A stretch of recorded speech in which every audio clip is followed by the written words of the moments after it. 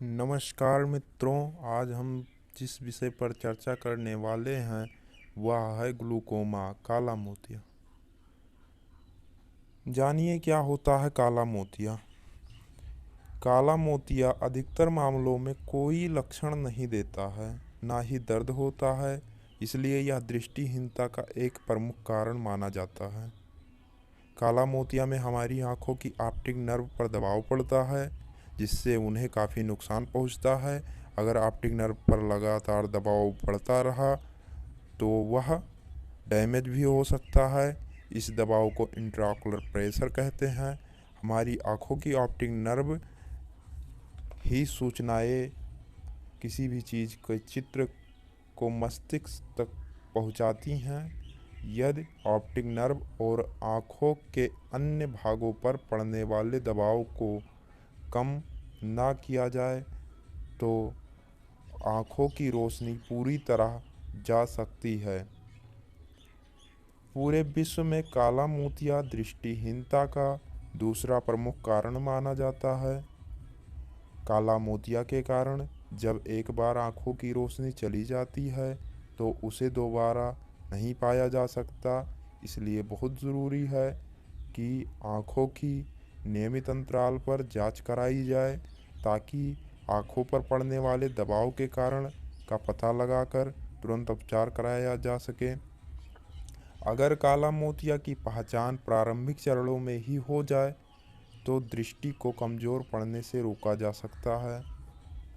काला मोतिया किसी को भी किसी उम्र में हो सकता है, लेकिन उम्र दराज लोगों में इसके मामले अधिक देखे जाते हैं।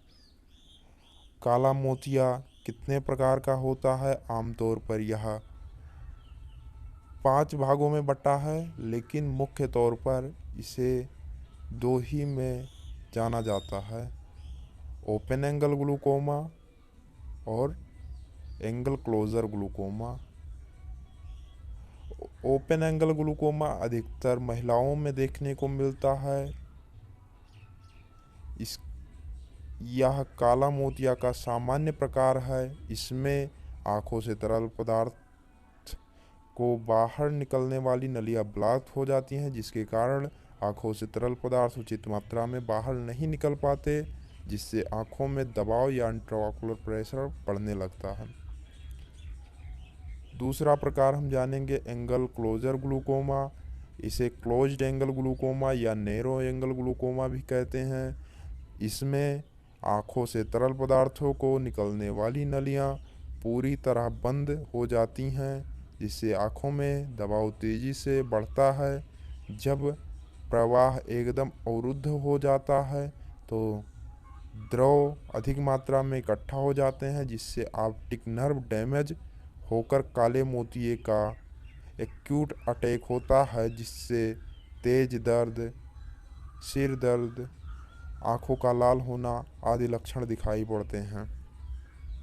अब हम जानेंगे कि इसके क्या क्या लक्षण होते हैं। ओपन एंगल ग्लूकोमा में प्रारंभिक चरणों में कोई लक्षण दिखाई नहीं देते हैं। जब समस्या गंभीर हो जाती है तब आँखों में ब्लाइंड स्पॉट बनने लगते हैं। काला मोतिया में ऑप्टिक नर्व को पहुंची क्षति के परिणाम स्वरूप लक्षण दिखाई देते हैं।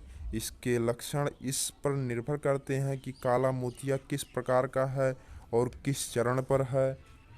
फर्स्ट, आँखों और सिर में तेज दर्द होना, नज़र कमज़ोर होना या धुंधला दिखाई देना, आँखों का लाल होना, रोशनी के चारों ओर रंगीन छल्ले दिखाई देना, जी मचलाना, उल्टी होना आदि इसके लक्षण हैं। अगर ऐसे लक्षण आप में दिखाई दे रहे हैं या आपके किसी सदस्य घर के सदस्य में, तो उनका तुरंत आई डॉक्टर से संपर्क करें।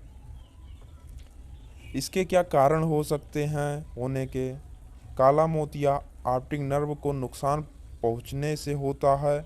जब आँखों से तरल पदार्थ निकलने की प्रक्रिया में रुकावट आती है तो आँखों में दबाव बढ़ता है। यह समस्या क्यों होती है? इसके कई कारण हैं। उम्र का बढ़ना, यह समस्या 40 साल से अधिक लोगों को होती है, 60 के बाद इसका खतरा काफ़ी बढ़ जाता है। काला मोतिया का पारिवारिक इतिहास, किसी के आनुवंशिक में, किसी के माता पिता या उनके दादा परदादा में रहा हो तो इसके होने के चांसेस ज़्यादा हो जाते हैं। कई चिकित्सकीय स्थितियां जैसे हाइपरथायराइडिज्म, मधुमेह, हृदय रोग, उच्च रक्तदाब, सिकल सेल एनीमिया, माइग्रेन आदि, या निकट दृष्टि दोष हो, उनको आँखों की सर्जरी हुई हो। अब हम जानेंगे कि इसका परीक्षण किस प्रकार से और किन यंत्रों के द्वारा किया जाता है। एक आई डॉक्टर आपका इनका परीक्षण टोनोमेट्री परीक्षण करता है, आप थर्मोस्कोपी परीक्षण करता है, पेरीमेट्री परीक्षण करता है, गोनियोस्कोपी परीक्षण करता है, पाकीमीट्री परीक्षण करता है। और इसके उपचार क्या हो सकते हैं? काला मोतिया का डायग्नोसिस होने से पहले आँखों को जो नुकसान पहुंच चुका होता है उसे तो ठीक नहीं किया जा सकता, लेकिन उपचार के द्वारा लक्षणों को और गंभीर होने से और दृष्टि को और अधिक नुकसान पहुंचने से बचाया जा सकता है। उपचार सर्जिकल या नॉन सर्जिकल दोनों तरह से किए जा सकते हैं। दवाइयाँ भी देकर किया जा सकता है, हालांकि यह फर्स्ट स्टेज पर ही दवाइयों से कंट्रोल हो सकता है, या लेजर ट्रेबेकुलोप्लास्टी द्वारा किया जा सकता है, या ग्लूकोमा फिल्टरिंग सर्जरी द्वारा किया जाता है। अब हम जानेंगे कि इसके बचाव के कौन कौन से उपाय हैं।